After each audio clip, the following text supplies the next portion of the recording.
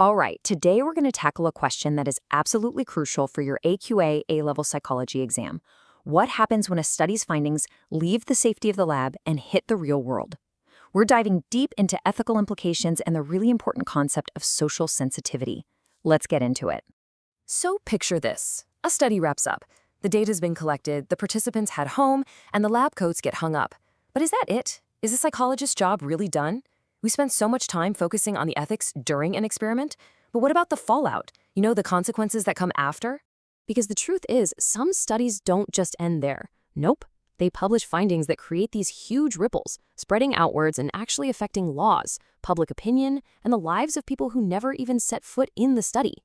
Okay, so let's kick things off with Assessment Objective 1, or AO1.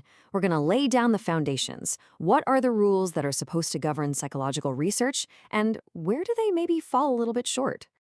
The big idea here is ethical implications. This isn't just about making sure the people in the room are okay during the study. It's about thinking ahead, about considering the wider impact on society once your findings are out there for everyone to see. Now, you'll know these like the back of your hand, right? The BPS ethical guidelines. They're the rulebook for protecting participants while a study is happening, making sure they know what they're signing up for, that they can leave anytime, and that they're safe from harm. But here's the crucial gap. Those guidelines are fantastic for protecting the individual in the lab, but they don't really say much about the societal fallout. What happens when a study's conclusions escape the pages of an academic journal and start shaping the way people think, or even the laws we live by? And this is exactly where Sieber and Stanley's concept of socially sensitive research comes in. They coined this term for studies where the topic itself or the results could have negative consequences for the groups being studied. What Sieber and Stanley said was, you have to be thinking about ethics at 4 key moments, 4 potential flashpoints. First up, the research question. The way you frame it, could it reinforce a stereotype? Second, the methodology. Could the very act of collecting data stigmatize a group? Third, the institutional context. You gotta ask, who's paying for this? And what do they want to do with the results? And finally, the interpretation and application. How could your findings be twisted or misused by others once they're out in the wild? See, ethics isn't just a box you tick at the end. It's part of the entire process. Okay, so that's the theory part. That's your AO1 sorted. Now let's get practical and move to AO2, applying these concepts.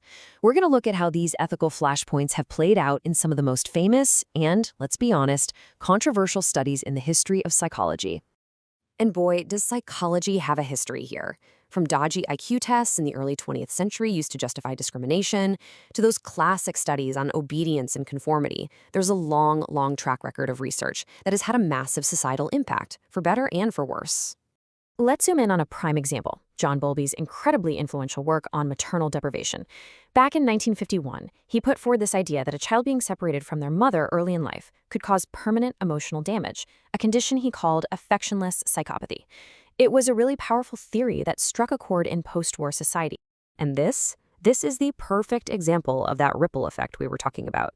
His theory had a direct line to government policy, and it played a part in the UK being one of the only European countries that didn't offer free childcare. It pushed the idea that a woman's place was at home and created this huge burden of guilt for mothers who chose or needed to work. The impact was enormous. All right, now for the big one, a study you all know inside and out, Milgram. It's a classic case, not just for what it taught us about obedience, but for the absolute ethical firestorm it kicked off.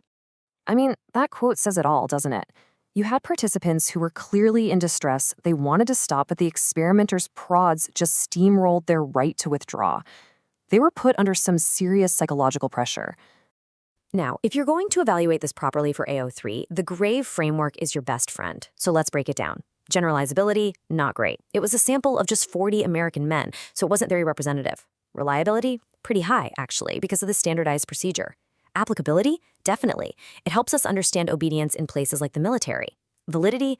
The internal validity was strong because of the deception. The participants' reactions were real. But the ethics? Oh boy. Deception, a compromised right to withdraw, severe psychological distress. It failed on so many ethical levels. And that leads us perfectly into the big evaluation stuff, your AO3. Given all these risks we've just talked about, should we even be doing socially sensitive research in the first place? It's time to weigh the arguments. So you've got this real tug-of-war. On one side, this kind of research is vital. It can shine a light on inequalities and push for social change. But on the other side, the risk of it being misused is massive. Findings can get twisted to justify prejudice, and it's almost impossible for a researcher to predict every single negative way their work could be used down the line. Okay, get this. This slide is wild. It shows how one single, totally fraudulent number can shape a nation's entire education system. A psychologist named Cyril Burt published this figure, claiming it proved intelligence was mostly inherited. His research, which was later exposed as completely fake, was used to justify the 11+ exam system in the UK, a system that decided kids' futures based on their supposed natural ability. It's a pretty chilling example of misuse. So what's the solution? Just don't go there? Don't study these tricky topics? Well, the psychologist Sandra Scar argued passionately against that. Her point was that ignoring sensitive subjects doesn't protect anyone, it just lets ignorance win. For her, the only way forward was through more research, better research, and more responsible research. And that, right there, is the bottom line. It's the key takeaway for your A-level.